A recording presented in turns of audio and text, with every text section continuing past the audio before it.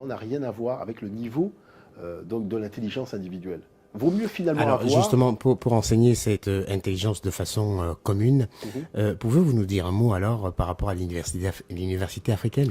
Voilà, c'est-à-dire que cette université africaine que nous avons déjà un peu initiée à travers le projet donc, de l'Institut Africamat, c'est tout simplement de nous replacer au centre même de notre réflexion avec nos propres valeurs, avec nos humanités classiques et notre projet civilisationnel. Vous savez, les gens ne se rendent pas compte que nous vivons dans le projet civilisationnel des autres.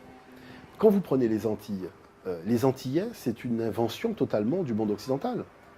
Ce ne sont pas des gens qui sont venus de leur propre gré, qui ont développé leur propre projet civilisationnel. Est-ce que la Martinique, c'est un nom qui a été donné par les Noirs? Est-ce que la Guadeloupe est un nom qui a été donné par les Noirs? Vous savez, il y a des choses qui sont... C'est criant. À partir du moment où ce n'est pas vous qui avez donné le nom de l'endroit où vous habitez, c'est qu'on vous a emmené là de force. Parce que quand vous êtes venu de votre plein gré, c'est-à-dire vous avez développé votre propre projet civilisationnel, je vous garantis que là où vous habitez, ça porte votre nom. Ce n'est pas le cas de Mayotte. À Mayotte, les noms de lieux, les noms de villes portent des noms autochtones qui ont été donnés par les Noirs. Est-ce que vous voyez ce que je veux dire? Mais Et c'est ça qui m'a marqué. quelle est la différence justement entre Mais c'est ce Mayotte qui et m'a la marqué. Guadeloupe et Mais le c'est ça qui Martinique? m'a marqué, moi, quand j'étais à Mayotte, faire les conférences. C'est que les noms de lieux ne sont pas des noms français, comparativement, je dirais, à ceux que nous vivons en Guadeloupe, en Martinique et en Guyane. Est-ce que vous voyez? Même en Afrique, même, beaucoup de noms de lieux sont des noms occidentaux. Est-ce que vous voyez ce que je veux dire par là? Donc ça veut dire que quoi? Ça veut dire que il faut arrêter de se mentir à soi-même. C'est-à-dire que quand vous rentrez dans un projet civilisationnel qui n'est pas le vôtre, et que vous cherchez dans le cadre d'un projet civilisationnel qui vous est étranger, le développement, c'est que vous êtes devenu fou. Vaut mieux construire un asile de fous et emmener ces gens-là dans l'asile. Parce que ces gens sont de mauvaise foi, vous voyez. Et beaucoup de gens dont on dit qu'ils font partie de l'élite noire et compagnie, sont des gens en fait qui sont des demeurés au niveau de la réflexion intellectuelle.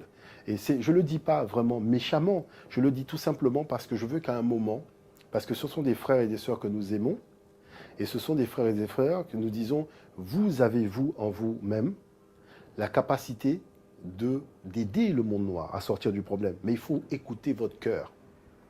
Le problème, c'est que vous n'écoutez pas suffisamment votre cœur. Écoutez votre cœur. Et vous allez voir, vraiment voir à quel moment vous faites des erreurs dans votre réflexion. Nous devons créer notre propre projet civilisationnel.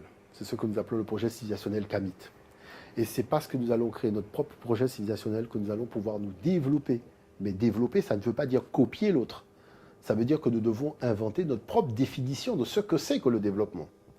Et c'est là encore, vous voyez, ce sont des exigences. Nous, on a un parcours culturel, un parcours historique particulier. On a une vision de ce que c'est que le développement, puisque ce développement, on l'a déjà accompli à de multiples reprises dans l'histoire africaine, que ce soit durant la période antique, que ce soit durant la période de l'Afrique impériale.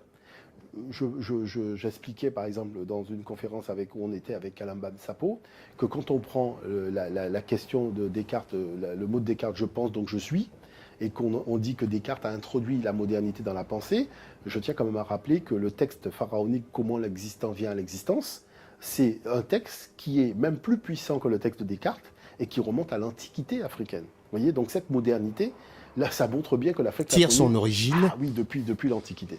Donc ça veut dire que quoi? Ça veut dire que venir nous citer Descartes, alors que nos ancêtres ont élaboré des textes qui sont encore plus puissants que Descartes, quand il dit je fais à l'existence, donc j'existais, vous voyez, montre bien que en fait, on ne maîtrise pas ces humanités classiques africaines.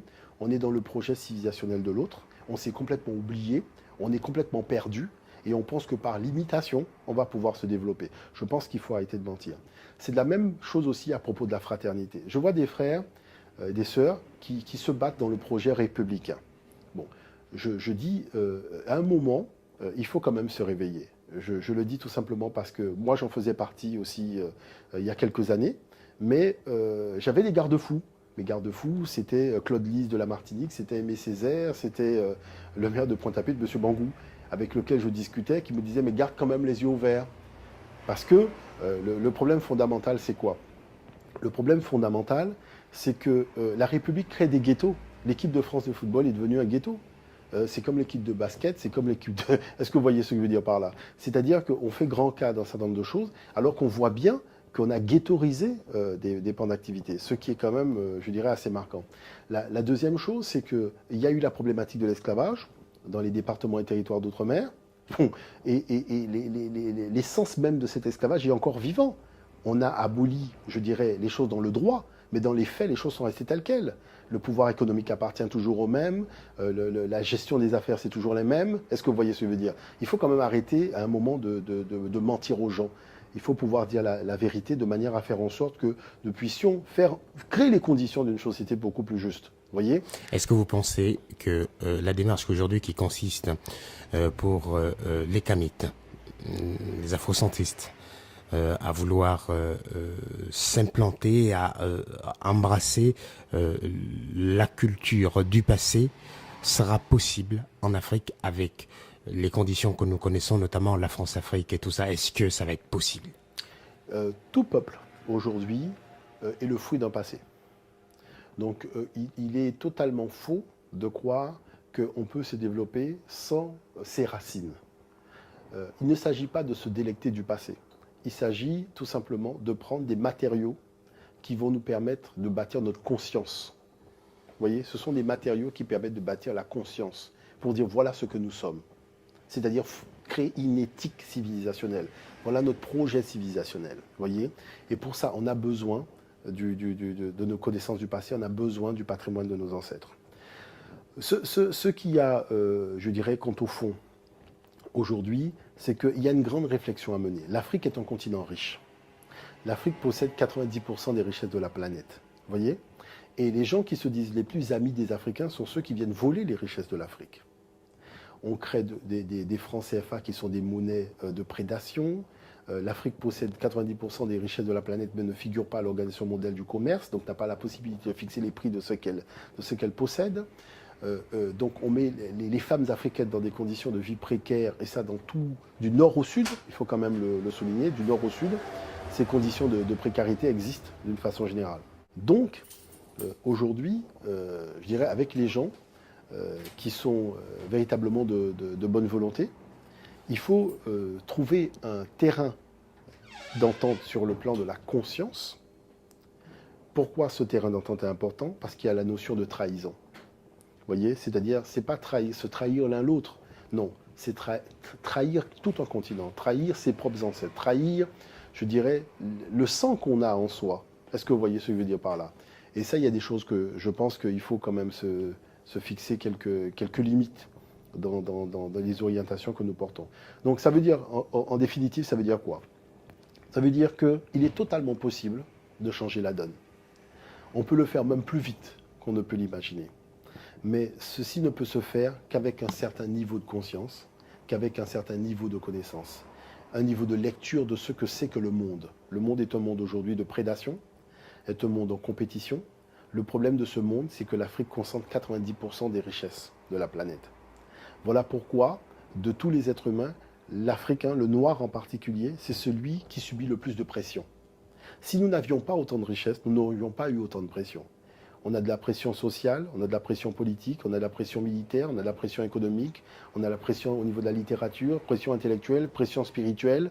C'est-à-dire, on ne nous permet pas d'avoir un référentiel qui nous concerne, nous en particulier, alors que les autres peuvent avoir leur référentiel, les autres peuvent faire ce qu'ils veulent. Moi, je vois des Arabes qui ont des objets de religion arabe dans leur étalage de vente. Je vois des Chinois qui ont des objets de religion chinoise dans leur étalage de vente. Voyez, mais si l'Africain fait la même chose, ce sera un problème. Est-ce que vous voyez? On va dire oui, c'est de la sorcellerie, c'est du fétichisme. Alors pour le Chinois qui met son petit objet, c'est pas de la sorcellerie. Pour l'Arabe qui met son truc, c'est pas de la sorcellerie. Mais dès que l'Européen même qui fait, c'est pas de la sorcellerie. Mais dès que l'Africain fait la même chose, ça devient de la sorcellerie. Vous voyez que finalement, nous réfléchissons à l'encontre même de nos propres intérêts et nous avons du mal à voir que les pratiques humaines sont transversales. Ce sont les mêmes qu'on retrouve partout. Et c'est pour ça que je rejoins l'UNESCO quand on dit qu'il faut désarmer l'histoire africaine. Je pense qu'il faut désarmer même la conscience africaine vis-à-vis de l'autre, de manière à tout simplement permettre à l'Africain d'être en paix avec lui-même.